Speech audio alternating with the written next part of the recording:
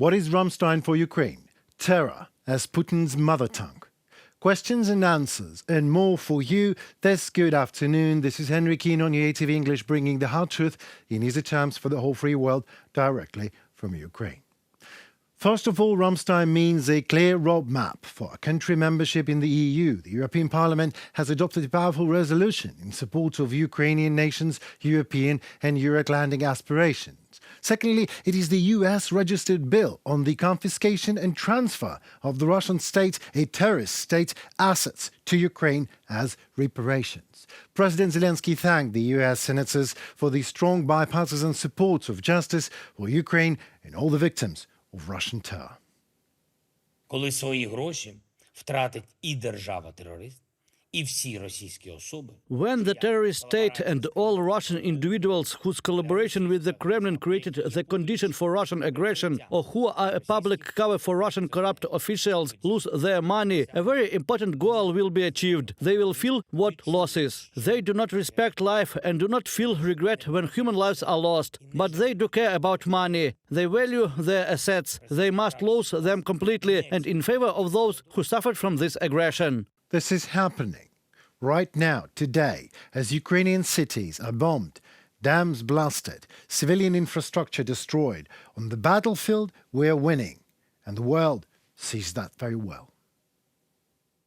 The war in Ukraine is approaching a pivotal moment where we see that the Russian offensive in Donbass has stalled. We see that the Ukrainians have been able to fight back, to strike back and regain some territory. Jens Stoltenberg, Secretary General of NATO, in an interview with Associated Press. And how Russians are doing, by the way, is also quite obvious. For a joke, the Russians have destroyed all of our weapons and equipment at least 2 or 3 times already since the beginning of the large-scale war, said US Secretary of Defense. This is a war, so we know that there will be battle damage on both sides. What's important is that, the Ukrainians have the ability to recover equipment that's been damaged, repair where possible, get that equipment back into the fight.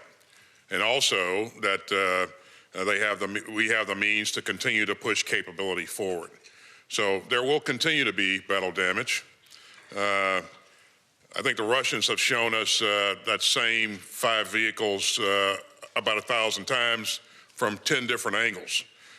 But quite frankly, the Ukrainians still have a lot of combat capability, combat power.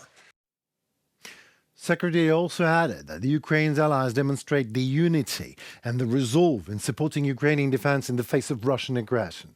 Regarding the situation in the battlefield in Ukraine, the chairman of the Joint Chiefs of Staff, General Mark Milley, in his turn, cited the words of Ukrainian President Volodymyr Zelensky about the beginning of the counteroffensive, noting, however, that it is still too early to make any final assessments. We have said before that war is dynamic. It is a contest of wills. As the Secretary just said, it's uncertain, it's violent, and as always, high cost. But we can be sure that Ukrainian bravery, competency, and preparedness will carry the day. We can be confident that this contact group has given Ukraine the tools that it needs to succeed, and we know our partners and allies are doing their best to make sure there's final assessment on the victory of Ukraine to come as soon as possible.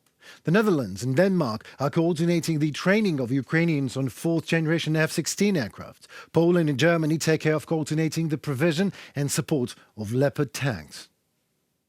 We received assurances from our partners about the start of training, and together we will build this consortium of fighters. We will start it with the F-16s, with the Netherlands and Denmark as leaders, and other countries will join as well. In addition, we have heard good news from our Swedish partners, also that we will have the opportunity to test, just try, their capabilities as well. Alexei Reznikov, Minister of Defense of Ukraine.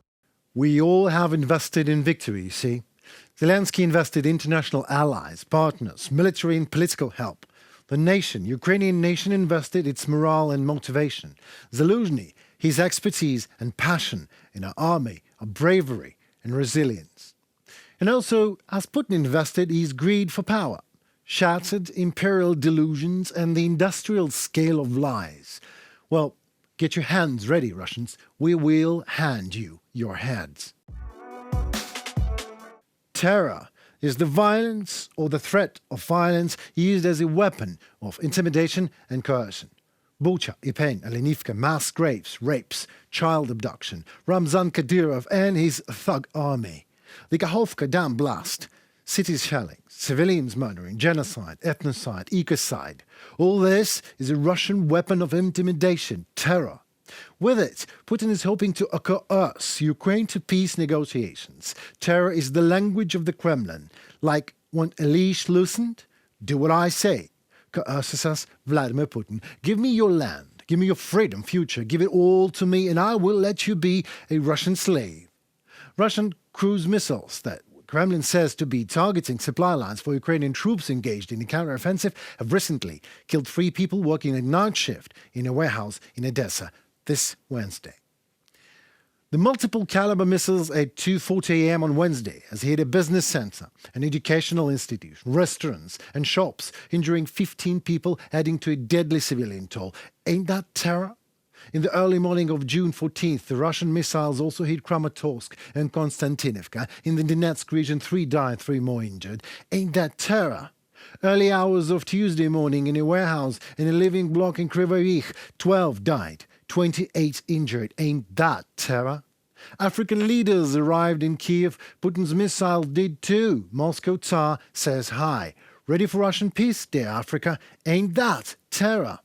By the way, the strike on Kryvyi Rih was made using caliber missiles containing foreign components, unfortunately. Unfortunately, Russia still has the ability to obtain critical components for missile production from companies around the world, including companies from some partner countries. These components are then shipped to Russia in various ways. If we take, for example, one of the missiles that hit Kryvyi Rih, about 50 components in it, mostly microelectronics, were produced in other countries. Again, before it all started, Ukraine told the world Putin is going to attack. No, experts said. Highly unlikely, they say. Where are we now? Putin won't stop at mass killings of civilians. We said no. Experts said killing civilians is pointless and has no sense. Well, if you go to Bucha, Irpin or Alenivka, no family there has not lost someone dear during Russian-made terror purge. Amidst Putin's announced renewed Russian offensive to get Kiev at all costs, Russia delivers tactical nuclear weapons to Belarus. Ain't all that a sign of terror? What else then? Russian hospitality. And what do them experts say? Putin might be bad, but not mad, they say. He won't go nuclear, they say. Right, well, we've heard that already, dear world, or better said, that part of the world that survives if experts are wrong. Send them experts to that sandy radioactive desert that will be left of Russia. They deserve that, all right. You may still say no nuclear disaster is possible, like I'm exaggerating. I envy your optimism, I really do. But it's better to be ready than sorry. I mean, do you really know what is going on at the Zaporizhzhia nuclear power plant? You don't. No one does. Even International Atomic Energy Agency Director Grossi doesn't know, since he had to postpone a planned trip to Russian-controlled NZPP due to security issues. Well, what these might be, I wonder. Could anything go wrong there with all these Russians controlling the territory of a nuclear facility, just as they were controlling the Kakhovka Dam they blasted, triggering an ecocide? Well, we will be really surprised if Russians are not preparing a nuclear disaster there, exactly the one we all consider not possible. In that, terror. Yes, it is. And Putin is mad. It doesn't mean he's irrational, though. Oh, he's very rational in his own power-addict realm. Get power at all costs and keep it forever, you know. If it takes terror to keep it, unleash terror. And no, we won't be sitting still. And yes, we've had enough. And yes, it's our counter-offensive, defensive, that you are feeling there in your cities in Russia right now after you invaded our cities in Ukraine. And no, you have seen nothing yet. And it is time for a minute of righteous explanation, more on UATV. The question to be answered we picked up today is from Fahrenheit 1100. He or she asks, has Belarus tried to interfere, probably, in Ukrainian affairs before the start of this conflict? Well, thank you for your question, and I must say it's an iceberg, not a question. The simple answer to it is no.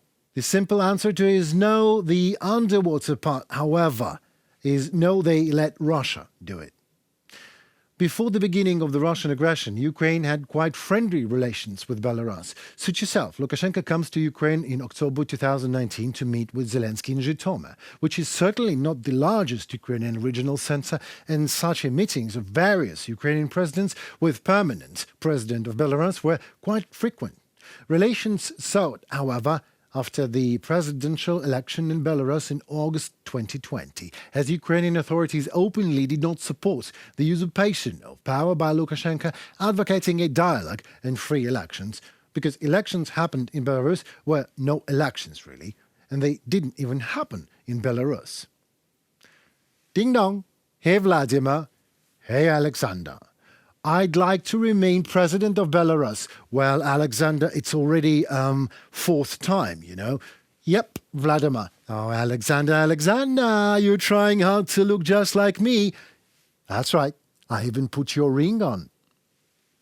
The protests that began afterwards in Minsk and other cities showed it clearly. Elections final polls were not as clear-cut as the Belarusian authorities were doing their best to make them out to be.